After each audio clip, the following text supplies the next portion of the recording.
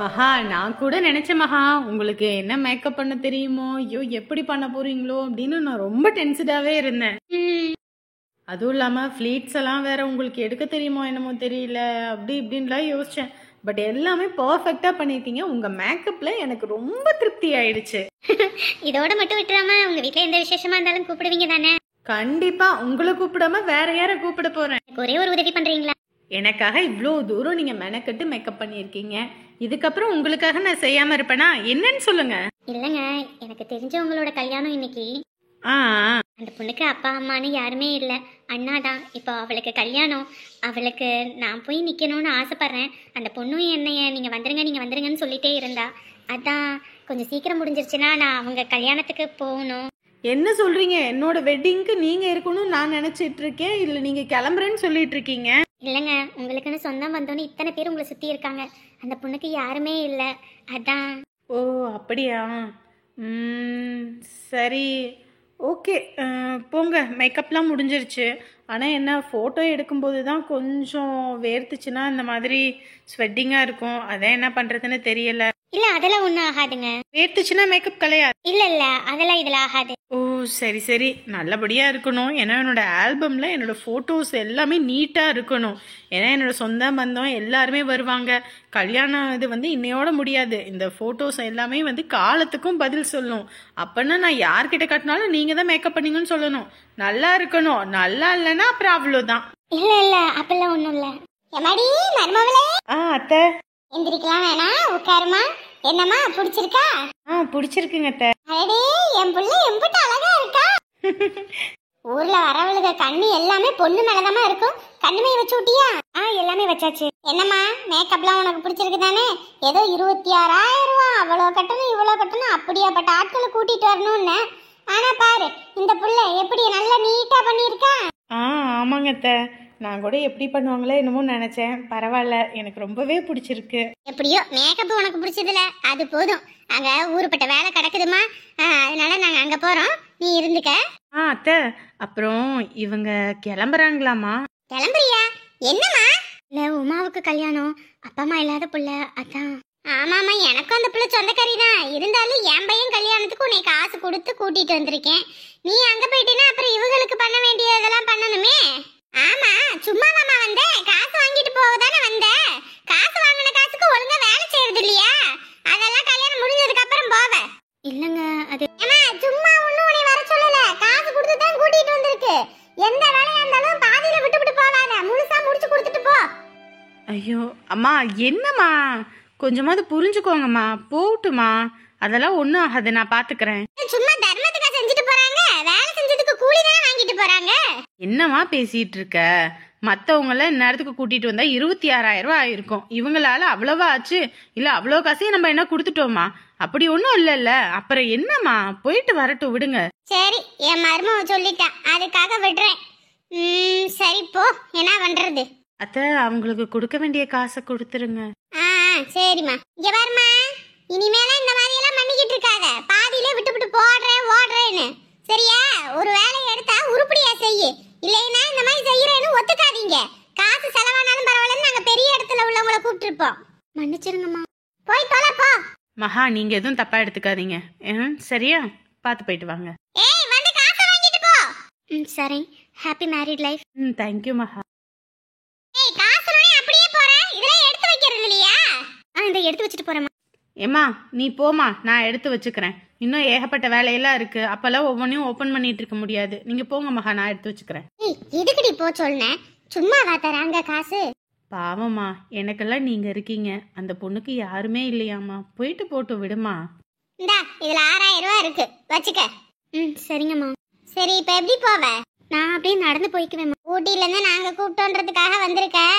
எங்கிட்டாவது போய் ஏதாவது நான் ஒண்ணு கிடக்க ஒண்ணு ஆகி போச்சுன்னா அப்புறம் நான் தான் பதில் சொல்லிட்டு இருக்கணும். ஒரு நிமிஷம் இரு. ஏ வாசு, இங்க வாடா. அப்பாயி, சொல்லுங்க அப்பாயி. இந்த அக்காவை கூட்டிட்டு போய் வீட்டுல விட்டுரு போ. சரி. வண்டி சாவி உங்க அண்ணன் கிட்ட இருப்பான், போய் வாங்கிட்டு போ. சரி அப்பாயி. சரி, அவன் கூட பாத்து போ. சரி, வரேங்க. இனி எதுக்கு நீ இங்க?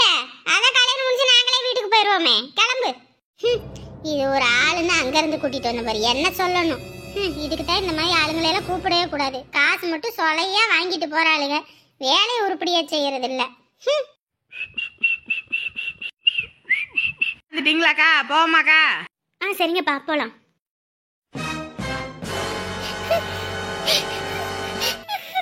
குமாரி, அங்க எல்லாம் கிளம்பியாச்சு, என்ன பண்ணிட்டு இருக்கீங்க நின்னு? அண்ணே, இனிமே உமாக்கா இனிமே நம்ம கூட இருக்க மாட்டாங்களா?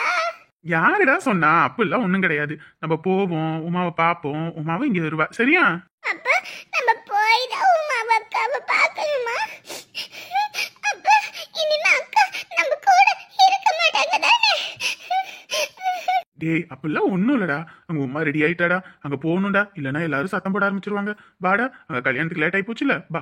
அக்கா நம்ம கூடயே இருக்கட்டும் அண்ணா. அக்கா விட்டுட்டு என்னால இருக்க முடியாது. அண்ணே நான் இருக்கேன்ல சாமி.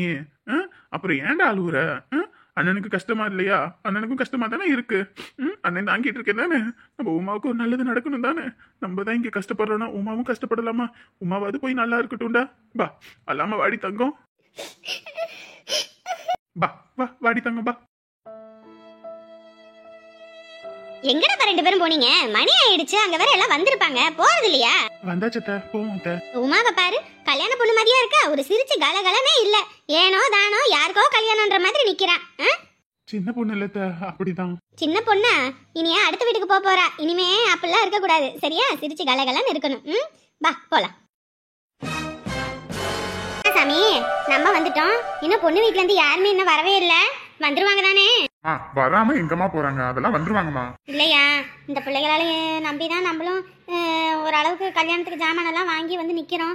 அதான் கொஞ்சம் பதட்டமா இருக்கியா. அதுவும் இல்லாம ஒருத்தரும் வரவே இல்லையா, நம்ம மட்டும் வந்து நிக்கிறோமா. அத்தான் கல்யாணத்துக்கு இன்னும் நேரம் இருக்கு, டைம் இல்லாமையா இருக்கு. வருவாங்கம்மா, வீட்ல இருந்து வர வேண்டாமா? சரிப்பா, சரி. அத்தை, என்னப்பா போவா? என்னதான் நின்னுகிட்டு இருக்க? இல்லத்த, என்னதான் இருந்தாலும் பெரியப்பாவும் பெரியம்மாவும் எங்களை இத்தனை வருஷம் வளர்த்துருக்காங்க. அம்மா அப்பா ஸ்தானத்துல இருந்து இவ்வளோ தூரம் எங்களுக்காக வந்து நின்றுருக்காங்க. அப்படி இருக்கும்போது உமாவுக்கு ஒரு நல்ல விஷயம் நடக்கும்போது அவங்களும் கூட இருக்கணும்னு ஆசைப்படுறேன். கூப்பிட்டு வர சொல்லுங்க. அதுங்களாம் வராம இருந்தாலும் இந்த கல்யாணம் நல்லபடியா நடக்கும். அதுங்களும் அதுங்க மூஞ்சும் மோரக்கட்டையும் என் தம்பியா இருந்தாலுமே சரிமா. ஆனா இப்படியா பட்டவனா இருப்பான்னு நான் சத்தியமா நினைச்சு பார்க்கல. அவங்க எப்படி வேணாலும் நினைச்சிட்டு போட்டோம் அத்தை, நீங்க கூப்பிடுங்க அத்தை. என்ன பண்றது, எல்லாம் உங்களுக்காக கூப்பிட வேண்டியதா இருக்கு. லிங்கம், தங்கம், லிங்கம். அக்கா சொல்லுக்கா. என்னத்த சொல்றது, உமாவுக்கு கல்யாணம். போறது இல்லையா? கிளம்பாம அப்படியே இருக்கீங்க. நாங்க எங்கேயும் வரல. ஏன் நேத்து வாங்கின மாதிரி இன்னைக்கு எதுவும் வாங்கணுமா?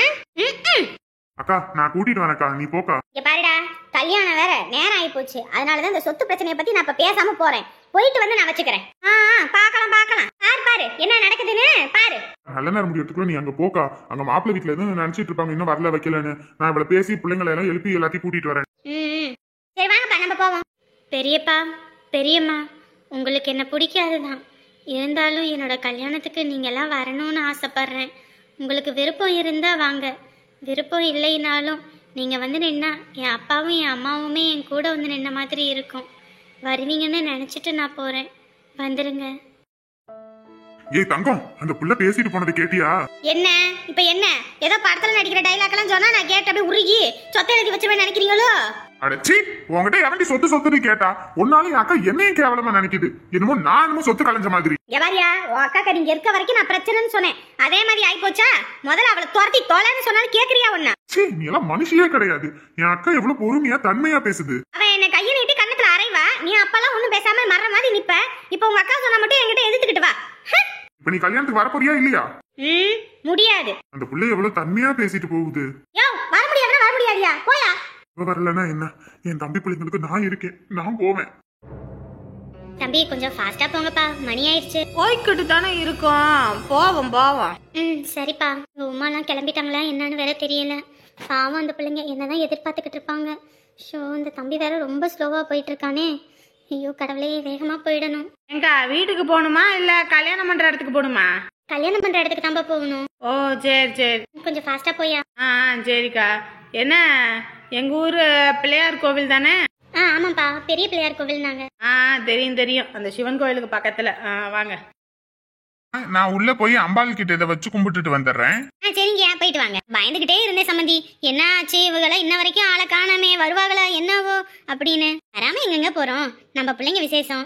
அக்கா. ஓஹோ, இப்பயே வரணும்னு தோணுச்சே.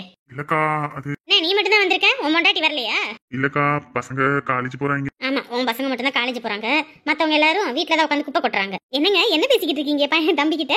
அது ஒண்ணும் இல்லைங்க, சும்மா பேசிட்டு இருந்தோம். மச்சி என்ன ஆச்சு? முகம் ஏன் இவ்வளவு வாட்டமா இருக்கு? அது ஒண்ணும் இல்ல, சும்மாதான். ஐயா, தங்கச்சியை கட்டி கொடுக்குறோமே, என்ன எப்படி இருக்க போறாளா அப்படி இப்படி நினைச்சலாம் வருத்தப்படாத சாமியே. நாங்க எல்லாரும் இருக்கோம், அதெல்லாம் பாத்துக்குவோம் சரியா? சரிங்க. சந்தோஷ், ஐயர் வரத்துக்குள்ள மகா வராளா என்னன்னு போயிட்டு அங்க கொஞ்சம் பாத்து நின்னு கூட்டிட்டு வாயா. போயா? இந்த நான் கூட்டிட்டு வரேன் அத்தை. உமா பாத்து இரு, போயிட்டு வந்துடுறேன்.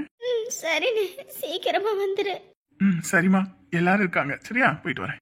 என் தங்க பிள்ளை எதுக்கு அங்க நின்னுகிட்டு இருக்க? இங்க வாடி தங்கம். இல்ல, இங்க நின்னுக்கறேன். அக்கா நம்ம வீட்ல தான் இருப்பா, நீ வா போ. என்ன நம்ம கூடயே இருக்கணும்னால இரு, இங்க யாரும் எதுவும் சொல்ல மாட்டேன் சரியா தங்கம்? எதையும் நினைச்சு அழக்கூடாது. என்னம்மா இங்க நின்னுகிட்டு இருக்க? விசேஷத்துக்கு போகலையா? எந்த விசேஷத்துக்கு தான் போ சொல்றேன் என்னைய? அவளா ஒரு ஆளு, அவ மூஞ்சுக்கு ஒரு கல்யாணம், அதுதான் ஒண்ணு குறை அவளுக்கெல்லாம். நானே வந்தோடனே அவ சொத்தை கேட்பாளே, என்ன பண்றதுன்னு யோசனையா இருக்கு. இதுல நீ வேற. ஏமா அதான் நான் சொன்னேன்லம்மா, அந்த மாதிரியே பேசுன்னு. இந்த மாதிரி பேசுனதுக்கு தாண்டா என்னை கையை நீட்டி புட்டா, அரைஞ்சு புட்டாடா, உன் தாயை அரைஞ்சு புட்டாவ. நீ சும்மாவை விட்ட அப்பாவை என்ன பேச்சு பேசுற? அவங்கள அந்த மாதிரி 4 போட்டு அடிச்சு துரத்த வேண்டியதானே வீட்டை விட்டு வெளியே. துரத்த முடிஞ்சா துரத்தி இருக்க மாட்டானா? அவதான் ஊரே போய் கூட்டிட்டு வந்துருவாளே, அதனால தாண்டா பொறுத்து போய்கிட்டு இருக்கேன். பஞ்சாயத்து நிறுத்தி சொத்து மட்டும் அவங்க கைக்கு போனுச்சு, அப்புறம் அவ்வளவுதான்டா. இந்த ஆட்டா உசுரோட இருக்க மாட்டேன்டா, உசுரோட இருக்க மாட்டேன். ஏமா நீ எதை பத்தி யோசிக்காத, நான் அந்த சந்தோஷ் அவன்கிட்ட பேசுறேன், அவன் பாட்டு குடுத்துருவான் சரியா? என்ன பண்ணுவீங்க ஏது பண்ணுவீங்கன்னு எனக்கு தெரியாது, ஆனா சொத்து ஒரு பைசா கூட அவங்களுக்கு போக கூடாதுடா, ஒரு பைசா கூட போக கூடாது. அதெல்லாம் ஒண்ணும் போகாது, பாத்துக்கலாம் விடுமா. தம்பி இங்கே நிறுத்திருங்க. சரிங்கக்கா வரேன். அண்ணே வரனே. சரிப்பா. ஐயா இந்த ட்ரெஸ்ல அழகா இருக்காரு. நானே வருத்தத்துல இருக்கேன், நீ வேற மகா. என்ன வருத்தம்? இல்ல தங்கச்சிக்கு கல்யாணம் ஆக போகுது, அதான் இனி தங்கச்சி நம்ம கூட இருக்க மாட்டானோனையும் ஒரு மாதிரி கஷ்டமா போச்சு. அடடடடா, அவ எங்க உங்க பெரியம்மா மாதிரி குடும்பக்காரி வீட்டுக்கா போறா? அவங்க நல்லவங்க, அங்க சந்தோஷமா இருப்பா சரியா? அங்க எல்லாரும் நமக்காக காத்துட்டு இருக்க போறாங்க, வாங்க போவோம். சரிம்மா. மகா வந்துட்டியாமா? எல்லாபடியும் நல்லபடியா முடிஞ்சது தானே? எல்லாம் முடிஞ்சிருச்சுங்க.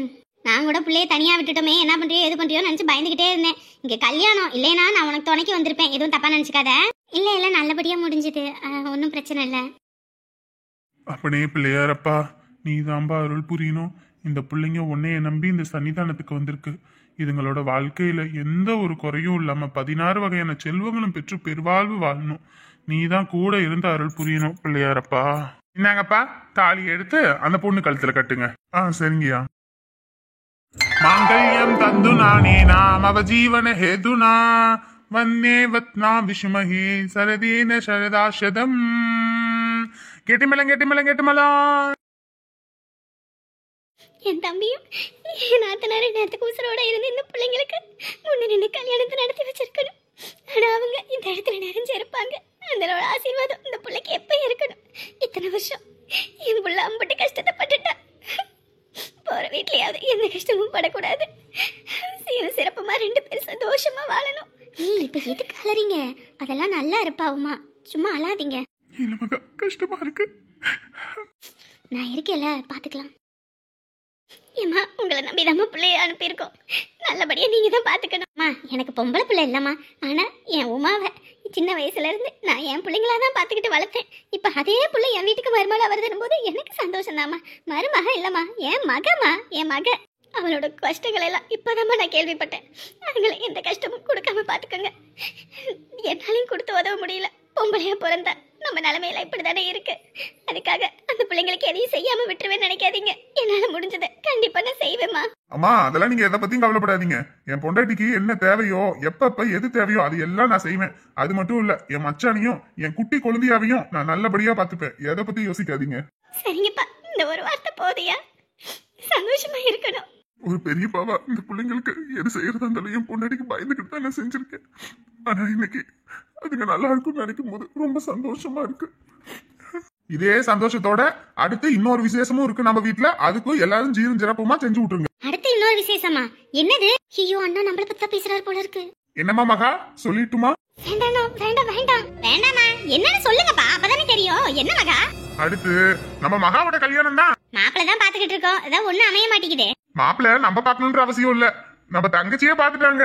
யாரு? வேற யாரு, என் மச்சான் சந்தோஷ் தான்.